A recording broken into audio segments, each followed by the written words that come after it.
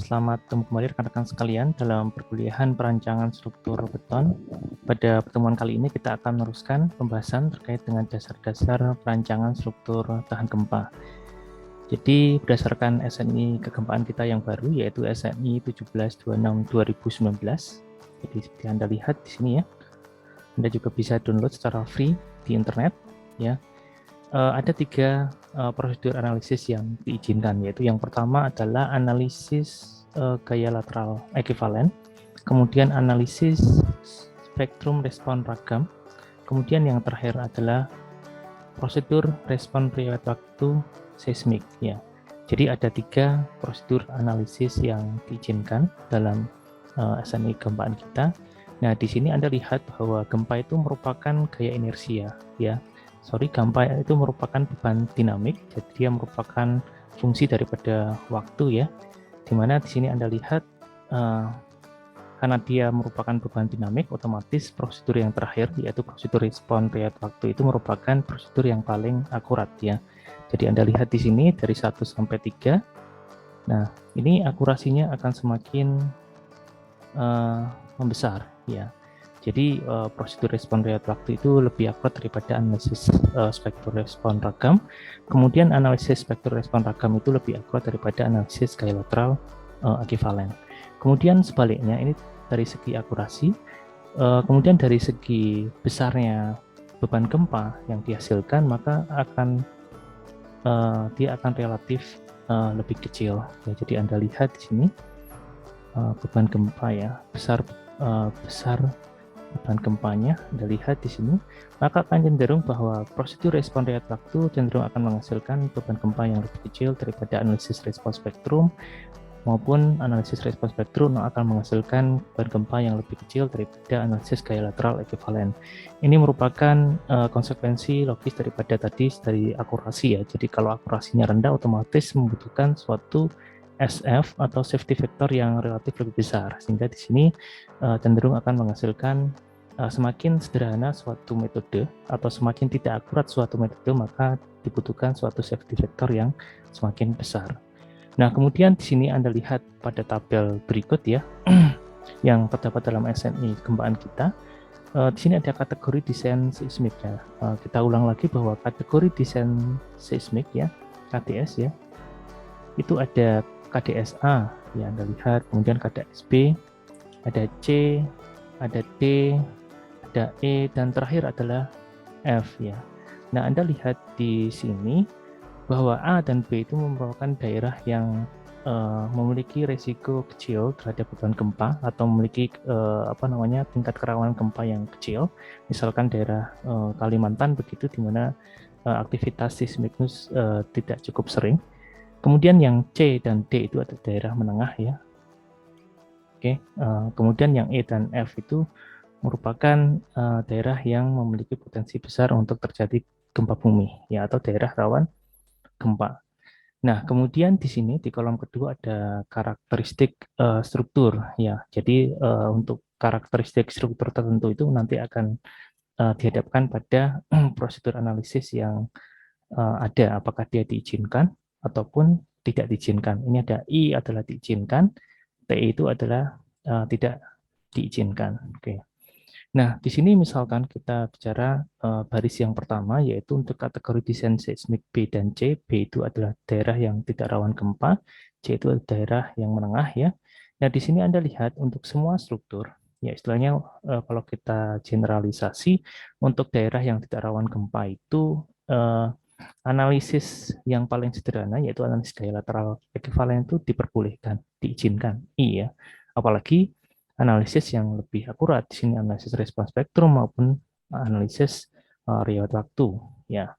Kemudian untuk kategori desain seismik yang lebih besar di sini DEF ya, dari daerah menengah sampai dengan daerah rawan gempa, maka di sini ada beberapa batasan. Yang pertama adalah bangunan dengan kategori risiko 1 dan 2 atau 2 ya. Nah, kita ulang lagi. Jadi ada kategori risiko ya. Ada kategori risiko, kan kita sudah sampaikan ada kategori risiko 1, ada 2, ada 3 dan 4 ya. Satu itu bangunan sederhana, yaitu misalkan pos ronda, gudang dan segala macam yang tidak memiliki eh, resiko besar terhadap beban gempa bumi. Yang dua itu adalah gedung dengan fungsi umum, misalkan perkantoran. Yang tiga, gedung yang lebih penting. Yang empat itu paling penting. Yang di sini, maka di sini akan membutuhkan satu beban gempa yang lebih besar. Ya, otomatis misalkan yang empat ini, kategori risiko empat ini misalkan contohnya adalah rumah sakit, yang dua ini adalah gedung perkantoran. Tentu saja misalkan dia didesain pada suatu lokasi yang sama, begitu kondisi tanah yang sama, tetapi karena fungsinya itu berbeda, yang satu gedung umum, yang satu adalah rumah sakit, tentu saja beban gempa yang diaplikasikan pada kedua jenis bangunan tersebut yang memiliki fungsi bangunan yang berbeda, tentu saja akan memiliki beban gempa yang berbeda pula. Intinya adalah kekuatan yang didesain untuk gedung dengan fungsi atau kategori risiko yang lebih besar, maka itu akan cenderung lebih besar atau kekuatan strukturnya akan lebih besar pula. Nah, di sini untuk kategori risiko 1 atau 2 ya, yang tidak melebihi 2 tingkat di atas dasar, maka di sini diizinkan ya. Kemudian struktur tanpa ketidakberaturan. Nanti kita akan bicara apa itu ketidakberaturan ya di slide berikutnya. Jadi struktur tanpa ketidakberaturan, jadi bentuknya adalah reguler. Reguler itu contohnya seperti ini ya, kalau denahnya, jadi bentuknya kotak misalkan, itu adalah reguler ya. Kemudian kalau irregular itu contohnya seperti ini, ada tonjol-tonjolan seperti ini. Ini adalah irregular. Ini adalah regular. Ini adalah irregular ya. Di sini tanpa ketidakberaturan struktural. Intinya adalah ini adalah regular, bangunan yang regular. Dan ketinggiannya tidak melebihi 48,8 meter. Nah, di sini diizinkan. Kemudian jika dia melebihi 48,8 meter masih diizinkan, tetapi di sini periode strukturnya ya itu harus lebih kecil daripada 3,5 TS ya. Di mana Anda tahu bahwa TS itu kita bisa kembali ke slide sebelumnya di pertemuan sebelumnya ya terkait dengan nilai TS. Nah, di sini kalau Anda lihat grafik respons spektrumnya, ya ini ada T0, kemudian ada TS. TS itu sama dengan SD1 per SDS. Ya.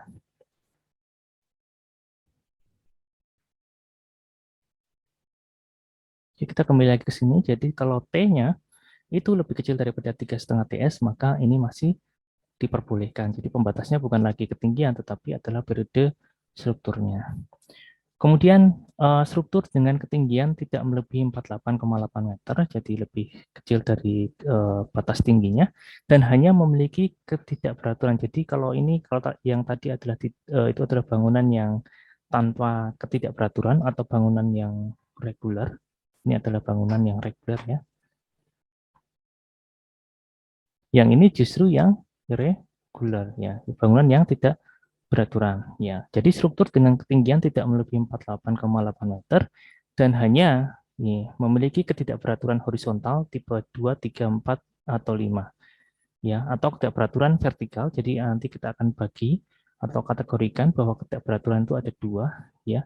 Ada horizontal, ada vertikal. Jadi ada tipe 2, 3, 4, 5 atau tipe 4, 5A atau 5B. Nanti kita akan jelaskan dalam tabel terkait dengan beberapa tipe ketidakberaturan horizontal dan vertikal ini. Jadi misalkan terdapat ketidakberaturan ya, tipenya tertentu 2, 3, 4, 5 atau vertikalnya tipe 4, 5A atau 5B, maka ini masih diizinkan ya. Kemudian untuk semua struktur yang lain, maksudnya adalah yang tidak ada di klausul ini, maka ini bangunannya tidak bisa atau tidak diizinkan untuk dianalisis dengan gaya lateral ekuivalen. Ya, jadi Anda harus menggunakan analisis spektrum respon ragam ataupun prosedur respon lewat waktu. Ya, di sini Anda lihat bahwa di sini semuanya I ya, intinya diizinkan. Jadi semua kondisi dia diizinkan. Jadi memang akan lebih enak begitu jika Anda merancang suatu bangunan itu menggunakan analisis respon spektrum. Ya, yang biasa kita lakukan adalah menggunakan merancang suatu bangunan, struktur bangunan itu menggunakan analisis gempa respon spektrum yang dikombinasikan dengan analisis gaya lateral ekuivalen ya. Kemudian untuk analisis yang ketiga ini memang ini sangat jarang digunakan ya karena lebih untuk kepentingan akademik dan penelitian karena ini lebih complicated. Oke, nah kemudian kita bicara terkait dengan ketidakberaturan bangunan tadi sudah disampaikan ya. Jadi ketidakberaturan bangunan itu terdiri dari ketidakberaturan horizontal ya. Jadi kita lihat sebagai suatu denah ya. Horizontal itu kita lihat dari suatu denah tanpa atas gitu. Nah, kalau ketidakberaturan vertikal itu jika kita lihat potongan memanjang maupun melintangnya dari suatu bangunan. Oke. Nah, SNI kita, kegempaan kita yang terbaru itu mengatur tentang ketidakberaturan bangunan yang membawa implikasi. Nah, kalau bangunannya tidak beraturan, maka ada implikasi. Ada penalti yang harus dibayar, istilahnya begitu. Yang pertama adalah peningkatan gaya gempa desain. Ya, tadi sudah disampaikan bahwa gaya gempa itu akan meningkat, ya, atau beban gempa yang perlu diaplikasikan pada struktur bangunan kita itu perlu ditingkatkan jika, ya, Anda lihat yang pertama adalah kasus di mana tadi ya ada faktor kategori risiko. Yang pertama ya, kategori risiko. Ada kategori risiko 1, kategori risiko 2, 3, dan 4. Ya. Makin ke sana, maka gaya gempanya harus semakin besar karena di sini risikonya akan apa namanya kategori risikonya lebih besar. Jadi faktor keutamaannya 1,5. Intinya dia kita bisa katakan dia didesain 1,5 kali lebih kuat daripada kategori 2 atau kategori 1. Yang 3 ini adalah faktor kepentingannya adalah 1,25 atau kita bisa katakan dia harus desain 25%-nya lebih kuat daripada kategori 1 dan 2. Nah, kategori 1 dan 2 ini memiliki faktor keutamaan 1,0, jadi 100% gaya gempa. Kemudian pada pertemuan sebelumnya kita juga sudah membahas bahwa untuk apa namanya kelas situs ya, kelas situs atau kelas tanah itu ada SA begitu ya, ada SB, ada SC, ada SD, ada SE, dan SF. SF itu tanah lunak, SA itu tanah keras ya. Jadi SF itu adalah tanah khusus ya, yang dimana dia memiliki potensi tinggi terjadinya likuifaksi. Ya, kalau lebih parah daripada tanah lunak. Oke. Nah, semakin tanah itu semakin tidak baik, ya istilahnya begitu, maka di sini Anda lihat daya dukungnya juga semakin kecil ya. Anda lihat bahwa gaya gempa yang perlu Anda rencanakan juga semakin besar. Ya, gaya gempa besar. Oke. Kemudian satu lagi adalah terkait dengan ketidakberaturan. Ketidakberaturan. Jadi semakin tidak beratur suatu sistem struktur atau suatu struktur bangunan, ya, maka gaya gempa yang perlu diaplikasikan pada struktur bangunan kita itu semakin besar. Ya, kenapa seperti itu? Karena kita harus mendesain dengan segala kemungkinan. Karena kalau tidak beraturan, maka sifatnya adalah keruntuhannya bukan keruntuhan yang taktil lagi, tapi keruntuhannya adalah keruntuhan yang brittle. Sehingga kita harus membuat suatu skenario di mana struktur bangunan kita dapat apa namanya dapat memiliki kekuatan yang lebih tinggi untuk menerima beban gempa yang terjadi sehingga keruntuhan yang brittle tadi bisa kita antisipasi. Nah, kemudian itu ya, jadi ada 3, jadi kategori risiko, kelas situs, dan terakhir adalah ketidakberaturan. Kita bicara lebih lanjut terkait dengan ketidakberaturan. Oke. Kemudian implikasi yang kedua adalah kebutuhan pemodelan struktur yang lebih detail dan akurat. Nah, pemodelan struktur pada masa lampau ya, pada generasi mungkin orang tua kita begitu ya, itu biasa kita lakukan dalam 2 dimensi. Walaupun sekarang juga masih kita lakukan dalam 2 dimensi dalam bentuk pengecekan misalkan dengan hand calculation, mengecek yang model 3 dimensi dengan 2 dimensi itu jauh lebih mudah. Oke. Kemudian yang kedua adalah pemodelan 3 dimensi. Ya.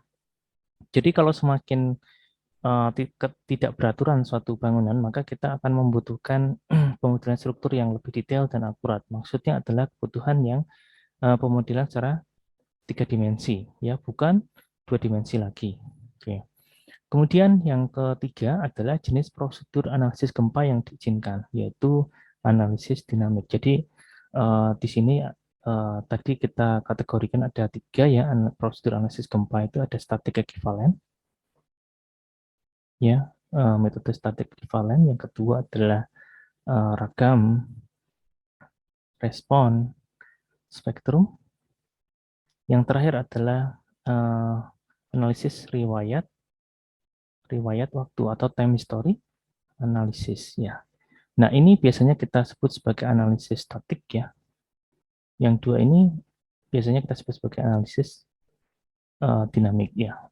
Jadi kalau misalkan bangunan yang Anda rancang itu memiliki ketidakberaturan yang cukup banyak begitu ya, maka kita harus analisis tidak boleh analisis menggunakan metode static equivalent lagi, tapi Anda harus gunakan analisis dinamik atau analisis ragam respon spektrum. Ya, jika diinginkan juga Anda bisa menggunakan analisis riwayat waktu atau time history analisis.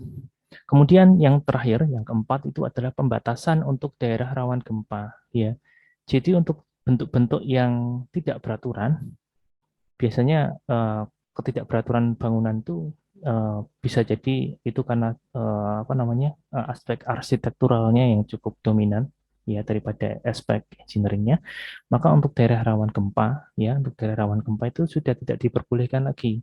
Jadi untuk daerah seperti Padang, kemudian daerah Papua, kemudian Palu, ya, kemudian Lombok dan sebagainya daerah rawan gempa, maka di situ tidak boleh ada bangunan yang memiliki ketidakberaturan yang sangat tinggi, ya. Itu tidak diizinkan lagi atau dibatasi bahwa itu tidak diperbolehkan karena dapat mengakibatkan suatu keruntuhan yang brittle sehingga mengakibatkan korban jiwa yang cukup banyak ya. Ini ada pembatasan, jadi sudah tidak bolehkan lagi. Jadi di sini memang aspek arsitekturalnya menjadi tidak, untuk daerah rawan gempa itu sudah menjadi tidak dominan lagi. Di sini aspek engineeringnya akan lebih dominan. Misalkan seperti kita kenal ada negara Jepang begitu ya, di sana arsitekturalnya tidak cukup dominan, di mana bentuk-bentuk bangunan itu eh, cukup tidak indah begitu maksudnya, di mana di bagian luar misalkan dipasangin bracing-bracing itu kan mengganggu sebenarnya, tapi itu menunjukkan bahwa pada daerah rawan gempa seperti negara Jepang itu aspek engineeringnya lebih tinggi, di mana tingkat keamanan ya, safety itu menjadi prioritas utama daripada aspek arsitektural ataupun aspek keindahan. Oke, kemudian ini adalah tabel yang ada dalam SNI kita ya, SNI 1726 2019 ya, SNI kegempaan kita. Jadi menyajikan dua tabel. Tabel yang pertama itu terkait dengan ketidakberaturan horizontal. Yang tabel kedua adalah ketidakberaturan vertikal. Ya, jadi kalau horizontal tadi kita sampaikan ketidakberaturan dalam suatu denah misalkan begitu ya, kita lihat sebagai suatu plan atau denah begitu. Kemudian ketidakberaturan vertikal itu adalah kita lihat sebagai suatu potongan memanjang maupun potongan melintang dari bangunan. Nah, di sini ada beberapa tipe ketidakberaturan. Kita akan bahas satu persatu nanti ya, tapi secara singkat saja karena sebenarnya ini juga diberikan dalam mata kuliah yang lain secara detail, yaitu di mata kuliah rekayasa gempa. Di sini kita sifatnya hanya review ya. Nah, di sini Anda lihat ada beberapa tipe ketidakberaturan horizontal.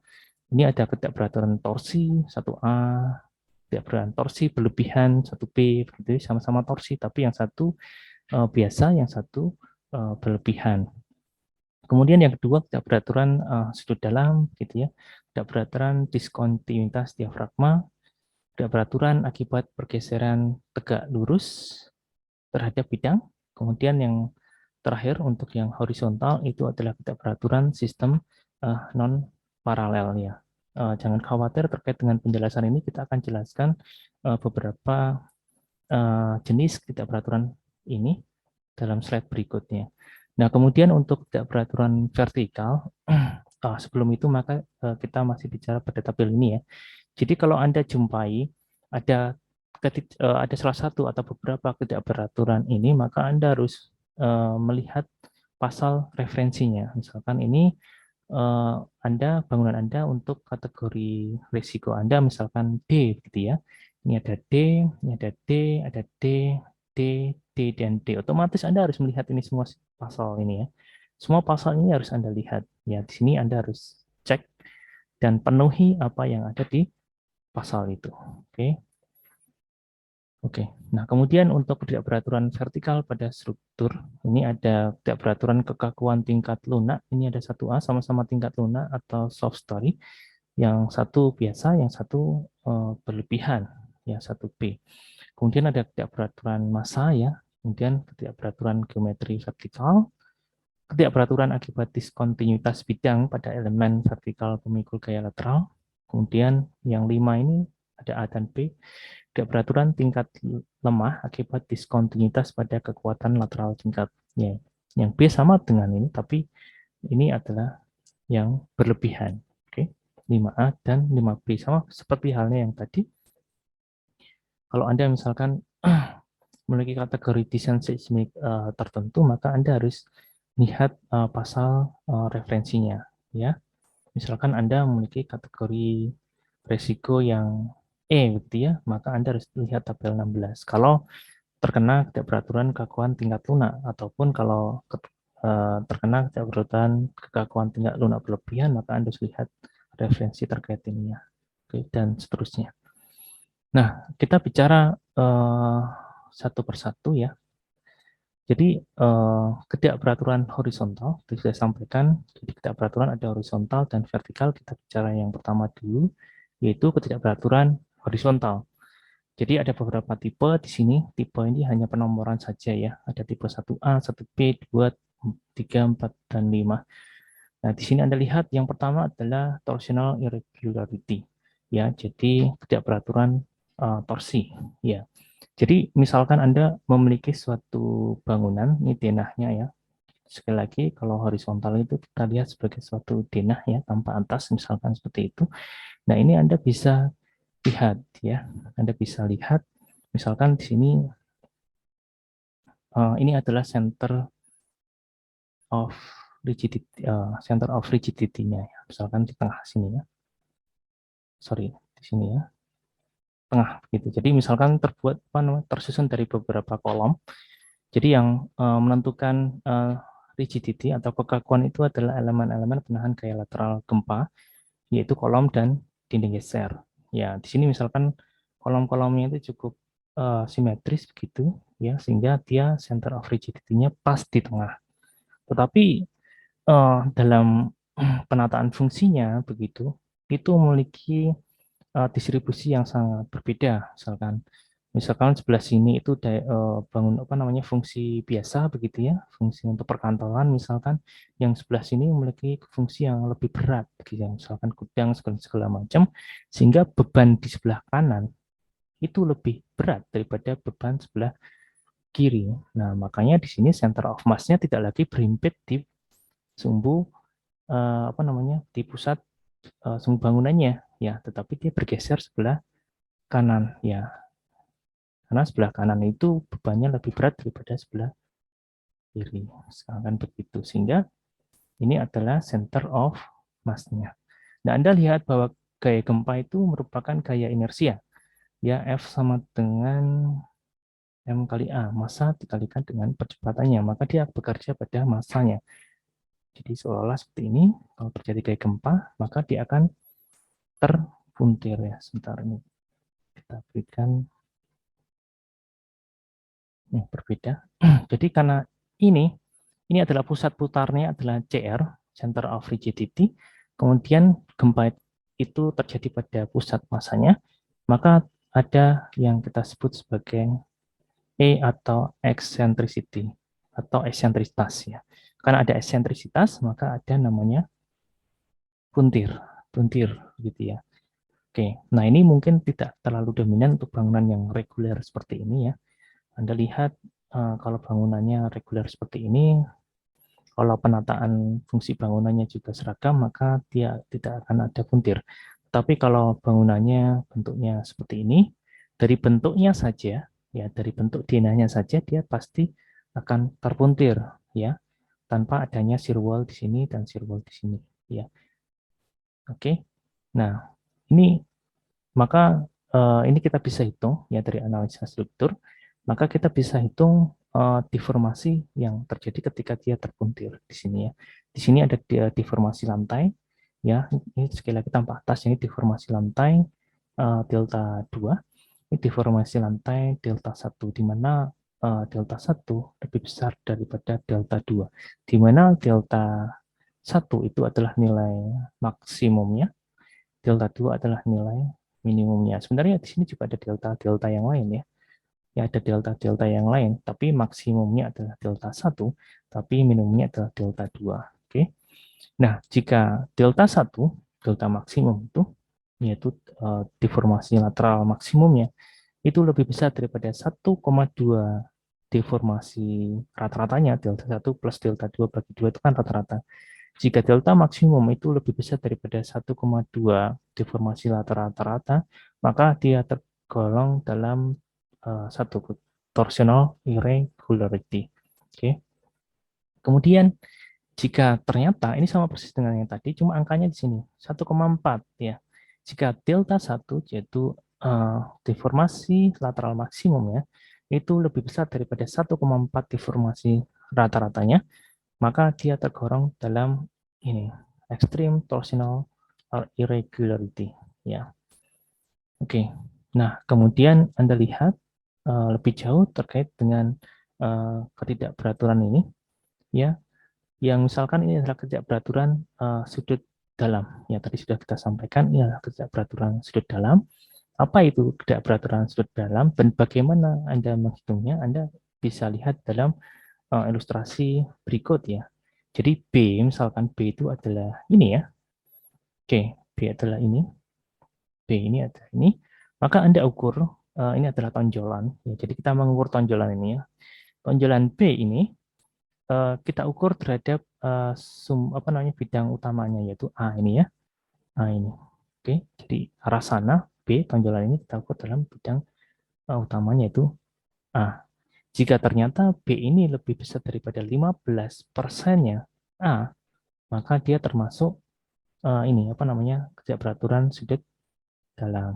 Kemudian jika D itu Anda lihat D ataupun E, mungkin warnanya kita buat berbeda. Ya, jika D ataupun E kita bandingkan ini tonjolan-tonjolan ini kita bandingkan dengan ini sumbu apa namanya sumbu utama bangunannya pada arah ini ya, atau panjang utama bangunannya pada arah ini, maka Anda lihat jika D atau E itu lebih besar daripada 15% ya. Jadi tonjolan ini lebih besar, tonjolan D atau tonjolan E itu lebih besar dari 15%-nya dari C, maka kita sebut sebagai ketidakberaturan sudut dalam. Itu adalah yang kedua. Kemudian yang ketiga adalah ketidakberaturan diskontinuitas diafragma. Ya, di sini yang ketiga. Jadi ini terkait dengan area dari suatu lantai ya. Jadi lantai bangunan itu dapat kita fungsikan sebagai suatu diafragma, di mana tugas daripada diafragma itu untuk mendistribusikan gaya gempa kepada elemen-elemen penahan gaya lateral gempa, yaitu kolom atau shear wall, atau bisa juga ada bracing. Oke. Nah, di sini kita bicara luasan daripada lantai. Ya, jika ternyata luasan ini, bentar, buat warna yang berbeda. Misalkan Anda lihat luasan ini opening ya. Jadi biasanya untuk gedung-gedung, terutama mall-mall itu kan openingnya cukup besar ya. Terhadap luasan total lantainya maksud saya.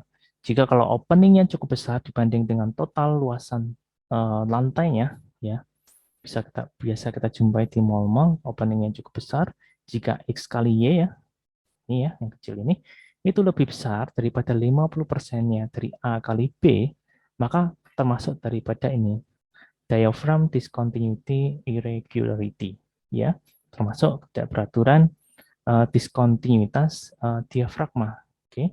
Jadi Anda perlu berhati-hati di sini dalam mendesain juga ya, apakah opening Anda cukup besar, apakah dia lebih besar daripada 25% atau tidak. Jika tidak lebih besar daripada 50%, maka tidak masuk kategori ini ya. Kemudian yang keempat adalah out of plane offset irregularity. Jadi misalkan di sini Anda lihat ya, di sini Anda lihat di sini ada shear wall ya. Ini juga ada shear wall continuous ya, continuous. Ini juga ada shear wall, tetapi tidak continue ya. Ada offset di sini ya. Offsetnya di mana? Ini ada offset. Sorry. Ini ada offset jarak. Jadi ini adalah dinding geser, tapi dinding geser yang lantai 2 itu digeser ke sebelah sini. Ya, ada pergeseran, ada offset di sini. Ya, ini kita sebut sebagai out of plane offset irregularity. Oke, masuk di sini. Oke. Nah, kemudian ada non parallel system irregularity. Jadi untuk non parallel system, jika tidak paralel dengan sumbu utama bangunannya, yang misalkan kita buat garis, ini ada sumbu X, sumbu Y begitu ya. Maka Anda lihat di sini, maka ada beberapa shear wall atau dinding geser yang memang dia tidak paralel ya terhadap sumbu ortogonal bangunan ini. Ya, yaitu yang kalau ini kan dia paralel. Ini paralel. Ini tidak paralel, ini tidak paralel. Maka kita sebut sebagai non-parallel system irregularity. Oke. Nah, kemudian kita tidak hanya menyebutkan saja terkait dengan jenis-jenis irregularity atau ketidakberaturan bangunan, ya. Tetapi di sini ada konsekuensi logis ketika bangunan kita itu teridentifikasi ya atau terindikasi seperti halnya penyakit ya terindikasi adanya ketidakberaturan, maka ada yang disebut sebagai ini ya remedial measures. Jadi istilahnya adalah ada implikasi yang harus kita lakukan, harus ada penalti yang perlu kita bayar, istilahnya begitu ya.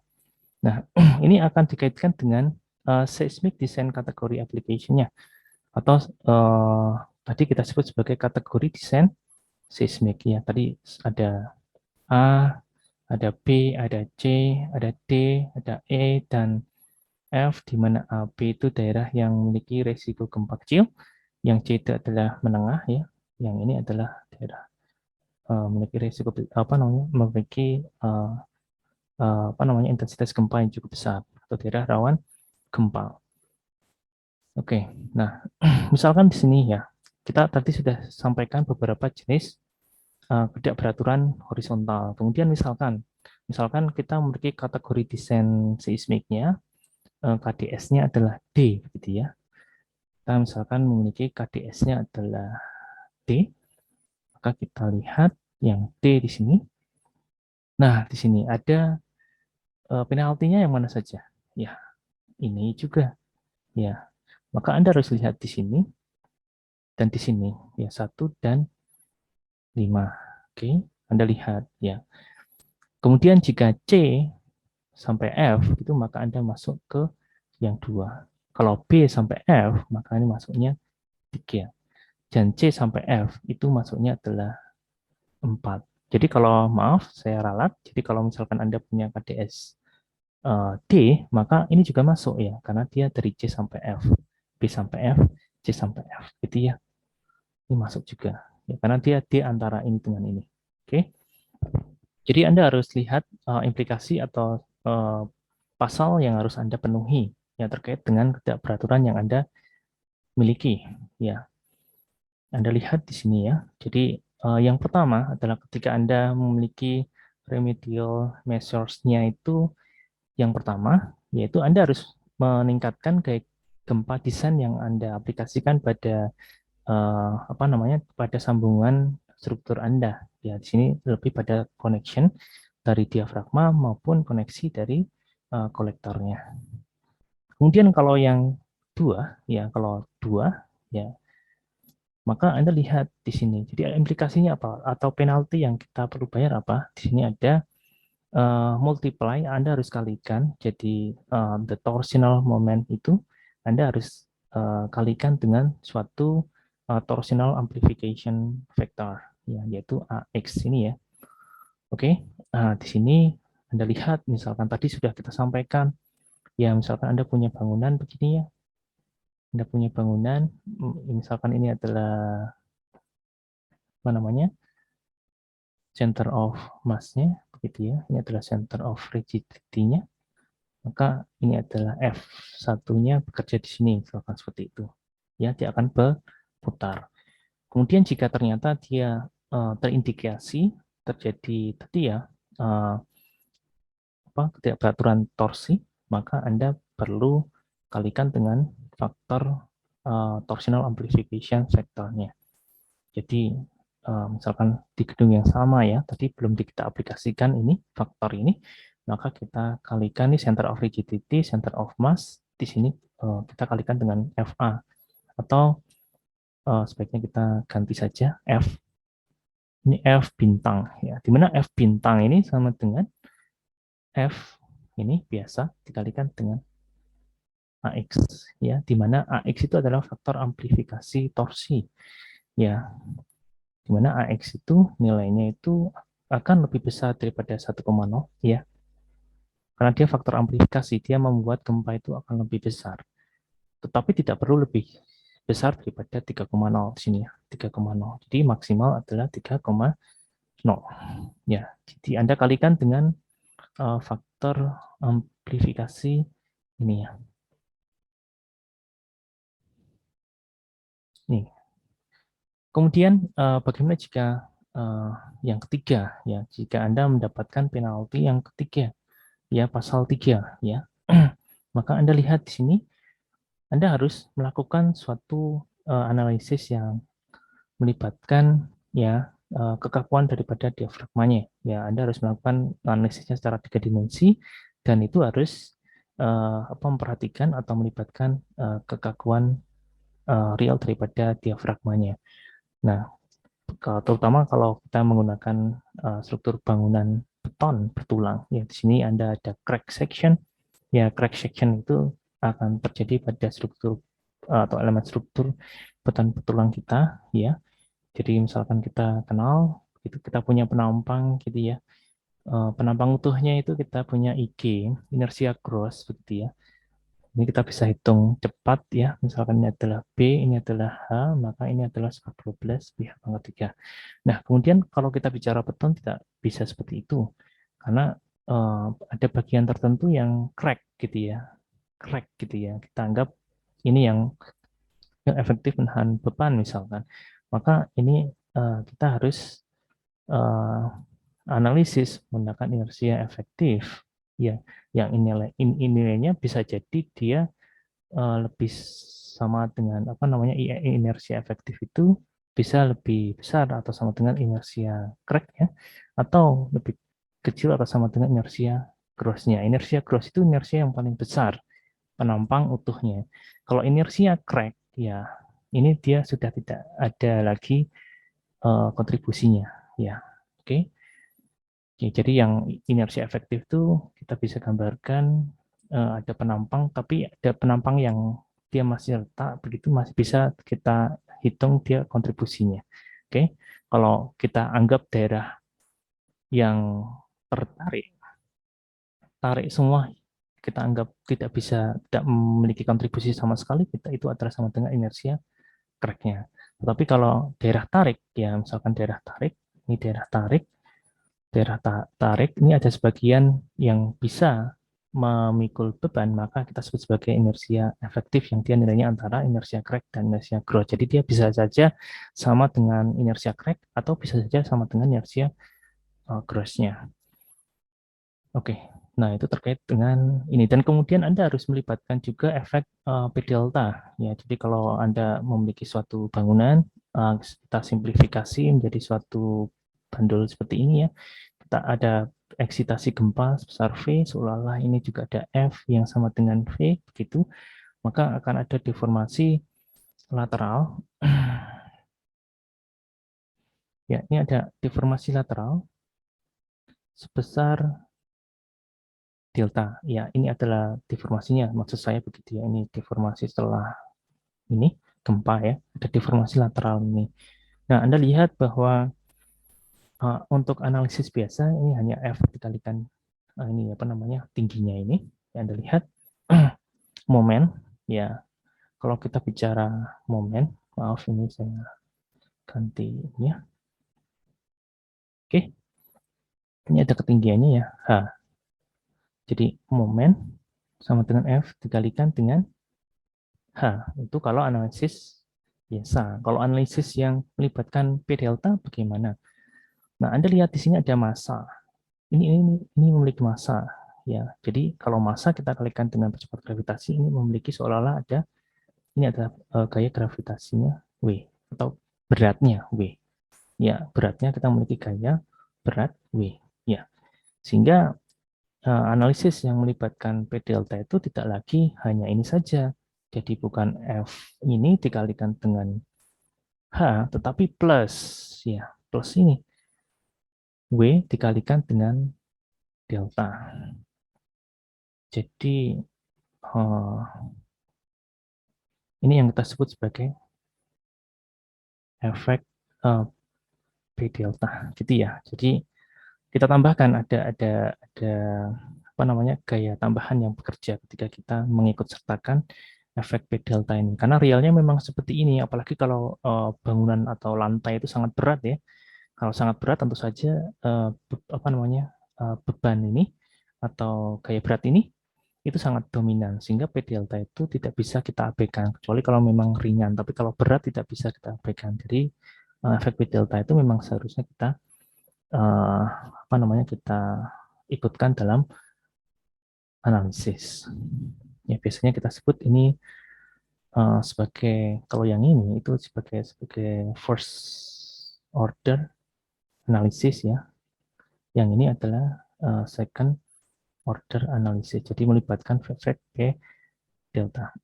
Kemudian yang keempat, jadi kalau misalkan uh, ada penalti yang keempat begitu ya, maka Anda harus lihat di sini. Jadi Anda harus menghitung story drift-nya. Jadi apa displacement lateral atau perpindahan lateralnya itu Anda harus lihat ya di sepanjang ini ya, apa namanya sepanjang tepi-tepi bangunannya. Jadi misalkan Anda memiliki bangunan yang jelas-jelas tidak beraturan, yang misalkan saya ambil bentuknya L gitu ya. Kemudian akibat eksitasi dia seperti ini ya. Ini ekstrim, mohon maaf, ini ekstrim ya. Maka Anda harus lihat ini deformasinya, deformasi lateralnya ini, ya deformasi lateralnya ini di setiap titik-titik ini harus kita tinjau. Oke, mana yang paling besar? Ya berbeda halnya jika kita bicara bangunan yang reguler ya. Kalau bangunan reguler biasanya kita ambil displacement yang paling atas begitu ya. Dan kita cukup tinjau, apalagi kalau ini kaku ya, tinjau di sini, di tepi-tepinya saja, ambil satu titik saja itu sudah bisa merepresentasikan displacement lateral semuanya, karena ini sama dengan ini sama dengan ini sama dengan ini, dan ini sama dengan ini juga. Apa namanya deformasi relatifnya seperti itu. Tapi kalau dia torsi bisa berbeda untuk masing-masing pinggir daripada bangunan ini, sehingga Anda harus tinjau. Oke. Kemudian Anda harus menggunakan yang kelima. Kalau misalkan Anda punya yang kelima, yaitu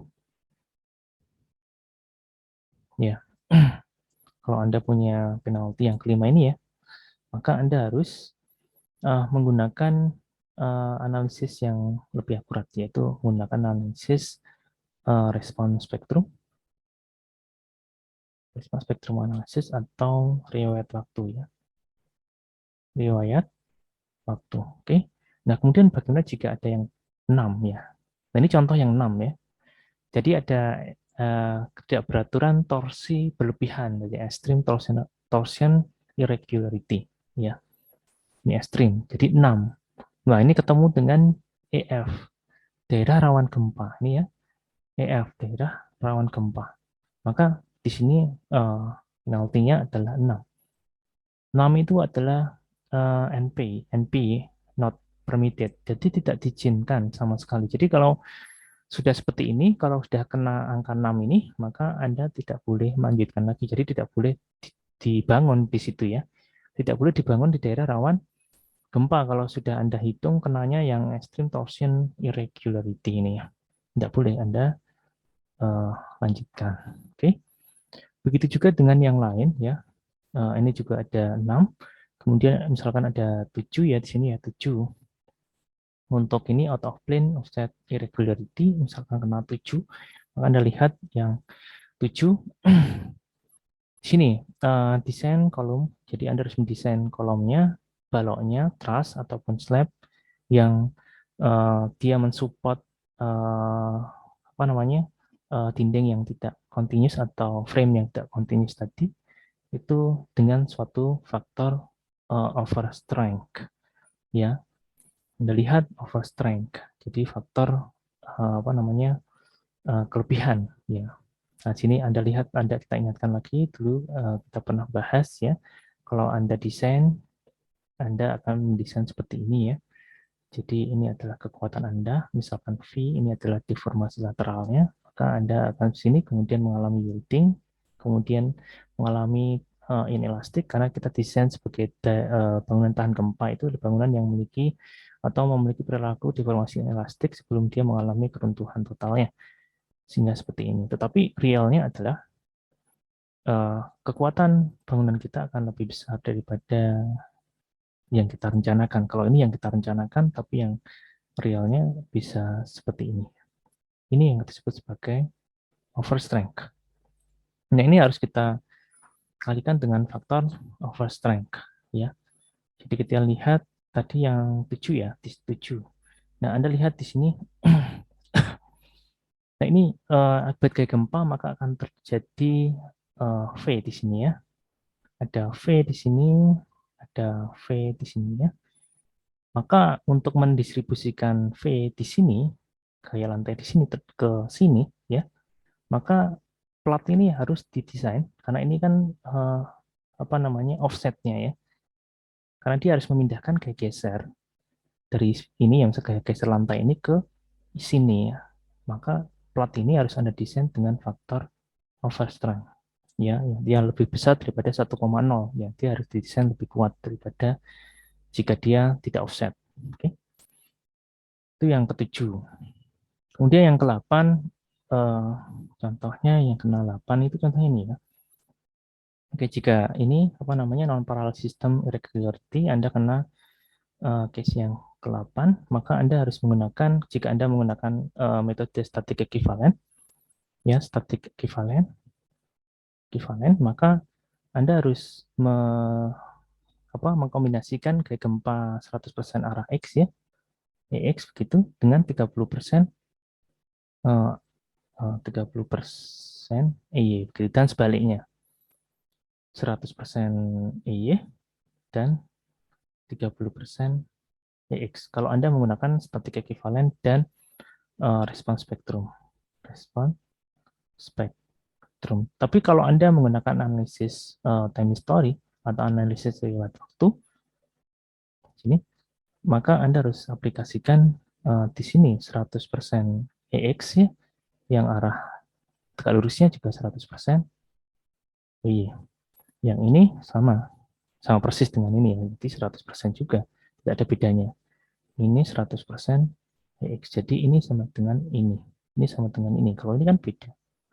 Ini gaya gempa utamanya ke arah Y, 30%-nya arah tegak lurusnya, gaya gempa utama arah X, 30% arah tegak lurusnya. Kalau ini 100% pada kedua arahnya. Ini untuk yang ke-8. Kemudian untuk ketika Anda menjumpai case yang ke-9,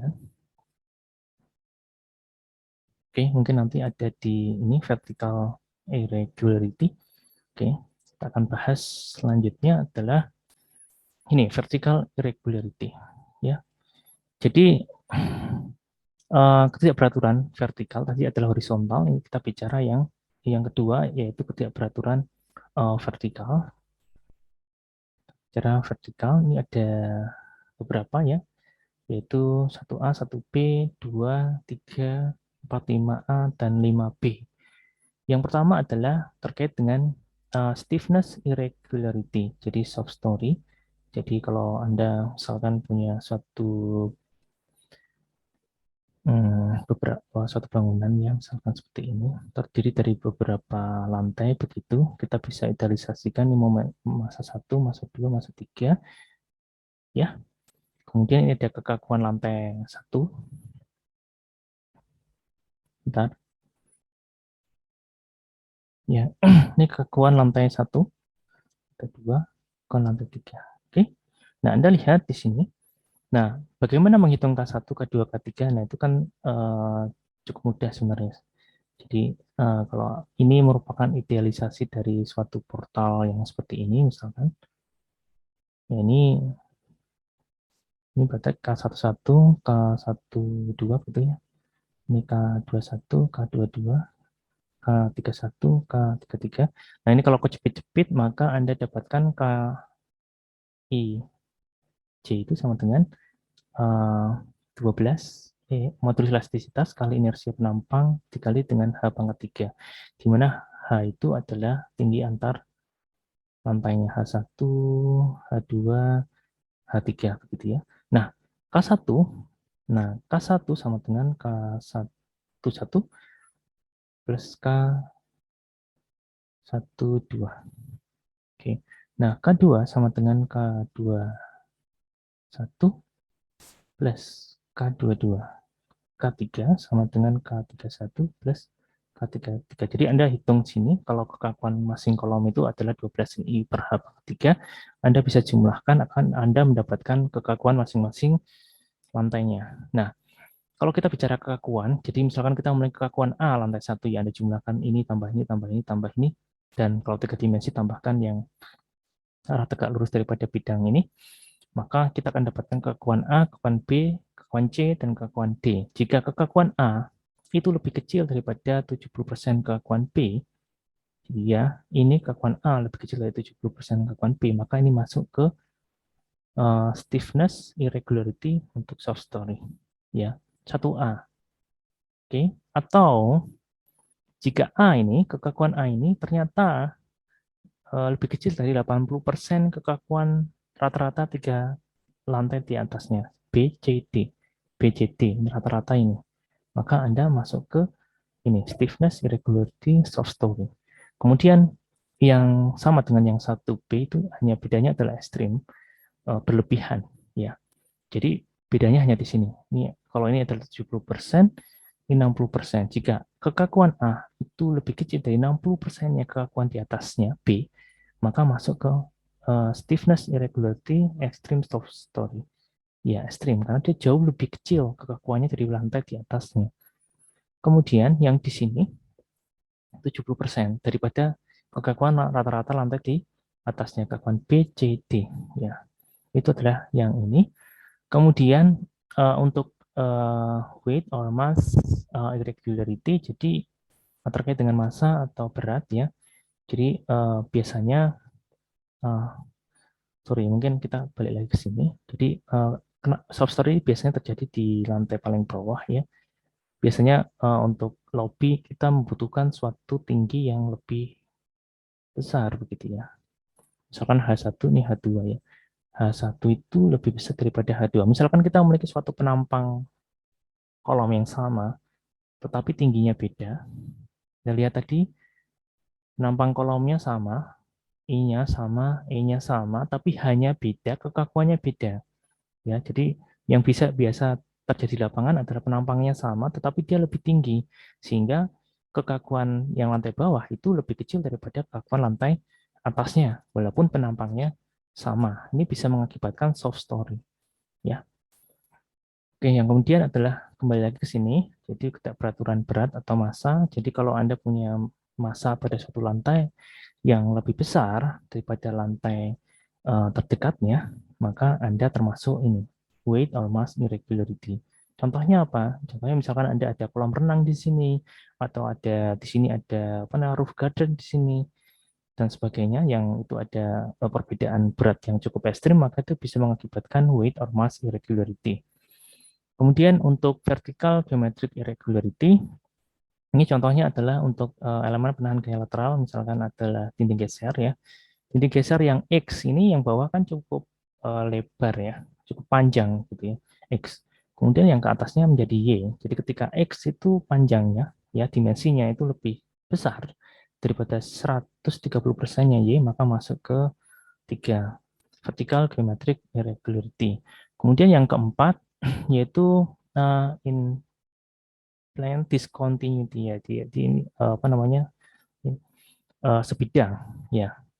Jadi sebidang itu maksudnya adalah dia pada bidang yang sama. Ini kan pada bidang yang sama. Jadi ada shear wall di sini, ada shear wall di sini. Oke, maka di sini ada discontinuity. Ini kan harusnya di sini. Ini harusnya di sini ada shear wall, tapi nggak ada. Ini ada discontinuity di sini. Oke, maka ini masuk ke in plane discontinuity in vertical lateral force resisting systems. Oke, kemudian 5A, discontinuity in lateral strength. Kalau tadi kan ada kekakuan, ini adalah strength. Strength. Ini stiffness, kekakuan. Beda ya, beda antara strength sama stiffness. Stiffness lebih terkait dengan deformasi, strength terkait dengan kekuatan, jadi terkait dengan materialnya, penampang, bentuk penampang, dan sebagainya. Oke, nah di sini Anda lihat masing-masing lantai misalkan kita ibaratkan memiliki kekuatan ya, kuat shear strength ya, shear strength atau VN misalkan begitu ya, VN 1, 2, 3 dan sebagainya. Jika shear strength yang A ini ya, yang A ini lebih kecil daripada kuat geser lantai berikutnya B, lebih kecil dari 80% kuat geser B, maka masuk ke discontinuity in lateral strength or weak story. Kemudian yang 5B sama persis dengan ini, yang beda hanya ini. Ini 65%, tadi 80%. Kalau 65% kan ekstrim. Ya, jadi kuat gesernya itu cuma atau lebih kecil daripada 65% kuat geser di atasnya. Nah, kemudian seperti halnya tadi ada remedial measures yang harus Anda penuhi, ya, harus Anda penuhi. Kemudian untuk Anda kaitkan dengan seismic design kategori Anda, kemudian Anda penuhi ini. Kemudian tadi belum disebutkan ada yang 9 ya. Ini ada yang 9. Untuk yang 9 di sini Anda lihat, jadi ada pembatasan tingginya yaitu 30 feet atau 2 lantai ya. Kemudian, kecuali kalau Anda lakukan analisis ini ya, ada faktor overstrength yang memang uh, terpenuhi. Itu apa kuat nominalnya lebih kuat daripada kuat nominal apa kekuatan yang memang dia dikalikan dengan overstrength. Oke. Kemudian kita beranjak ke perhitungan story drift dan deformasi struktur. Ini penting karena kita harus cek ya. Ada 2 kategori ya yang perlu kita penuhi atau 2 kriteria batas.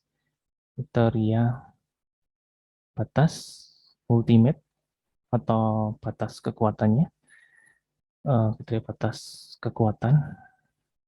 Kekuatan. Yang kedua adalah kriteria batas layan atau servisnya. Nah, kalau ultimate ya kalau dia harus kuat begitu. Tapi kalau servis ya terkait dengan deformasi. Apalagi kalau gempa, maka deformasi lateral itu dengan adanya deformasi lateral yang kecil saja, maka elemen-elemen non-struktural seperti dinding, kaca, plafon, dan sebagainya itu bisa pecah dan rusak. Gitu. Sehingga ini perlu kita batasi. Oke, bagaimana menghitung deformasi lateral yang nanti kita kaitkan dengan apa namanya deformasi izin berdasarkan SNI 1726/2019, maka Anda hitung menggunakan prosedur berikut ya. Nah, Anda lihat di sini Anda memiliki berdasarkan analisis, Anda bisa melakukan analisis ini menggunakan software analisis struktur, misalkan SAP, ITAB, StatPro, MIDAS, dan sebagainya, untuk menghitung deformasi elastik, ya, deformasi elastik, deformasi elastik, deformasi elastik. Nah, kemudian Anda harus lakukan perkalian dengan faktor amplifikasi atau faktor faktor pembesaran defleksi, ya. Ya, nanti akan menghasilkan delta 1, delta 2, dan delta 3. Tentunya lebih besar daripada delta E1, delta E2, dan delta E3.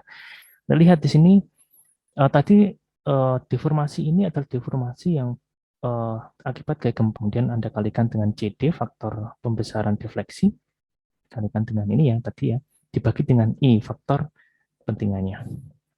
Nah, kemudian Anda akan hitung, pada ujung-ujungnya adalah Anda menghitung adalah ini, ya, perpindahan antar lantai. Deltanya, perpindahan antar lantai. Jadi kalau saya punya bangunan misalkan seperti ini ya, kemudian ketika deformasi dia seperti ini, maka ini ada ini ya, ada delta itu ya, delta. Nah, delta itu misalkan delta 1, 2, 3, 4. Delta 34 itu sama dengan delta 4 ya, delta besar 34 sama delta 4 kurang delta 3. Ini adalah deformasi antar lantai ya. Deformasi antar lantai itu yang mengakibatkan, yaitu deformasi antar lantai itu yang mengakibatkan penambahan gaya dalam ya pada kolom kepalanya. Nah, di sini jadi deformasi lateral itu tidak terlalu penting. Yang penting itu justru perbedaan deformasi lateral antar lantai itu yang mengakibatkan penambahan gaya dalam akibat gaya gempa. Oke. Nah, di sini deltanya ini ya, delta deformasi antar lantainya ya. Maka Anda harus lihat di sini. Itu harus Anda bandingkan dengan deformasi izin. Deformasi atau simpangan lateral izin. Oke. Nah, di sini ada kriteria untuk perhitungan drift kayak gempa dapat didasarkan atas periode gedung yang dihitung tanpa batas CO kali TA. Ya, tadi kemarin kita lihat ada grafik respons spektra ini ya, di mana T itu dibatasi T max ya, sama dengan CO kali TA. Nah, ini tidak perlu Anda hiraukan ya untuk kasus yang ini. Kemudian untuk gedung kategori C, D, E, F ya, menengah dan rawan gempa dengan kedapatan torsi, drift harus diperiksa pada tepi-tepi bangunan. Tadi sudah disampaikan ya, harus Anda cek di tepi-tepi bangunan mana yang paling besar. Oke. Kemudian Anda lihat di sini harus Anda penuhi ya driftnya. Ini ada, tadi kita sudah menghitung deformasi antar lantainya, maka deformasi antar lantai izin ini menjadi batasnya, tidak boleh dilanggar. Misalkan untuk struktur, selain dari struktur dinding geser batu bata 4 tingkat atau kurang dengan dinding interior, partisi, langit-langit, dan sistem dinding eksterior yang telah didesain untuk mengakomodasi simpangan antar tingkat, maka tidak boleh lebih besar daripada ini, tergantung dari kategori risiko Anda 1, 2, 3, atau 4 ya. Oke. Kemudian jika Anda menggunakan struktur dinding geser cantilever batu bata, struktur dinding geser batu lainnya, atau semua struktur yang lainnya, maka ada periode pembatas ini. Misalkan Anda menggunakan struktur rangka pemikul momen ya, maka Anda menggunakan baris yang terakhir ini. Kemudian ketika Anda mendesain untuk fungsi bangunan umum, misalkan perkantoran, maka Anda gunakan ini 0,020 SX ya. Nah, untuk struktur rangka pemikul momen pada kategori D, daerah desain seismik DEF, drift tidak boleh melebihi nilai izin dalam tabel dibagi dengan faktor redundancy ini ya, rho ini ya. Itu saya kira demikian perkuliahan kita pada pertemuan hari ini. Terima kasih atas kehadirannya. Kita ketemu lagi pada pertemuan berikutnya.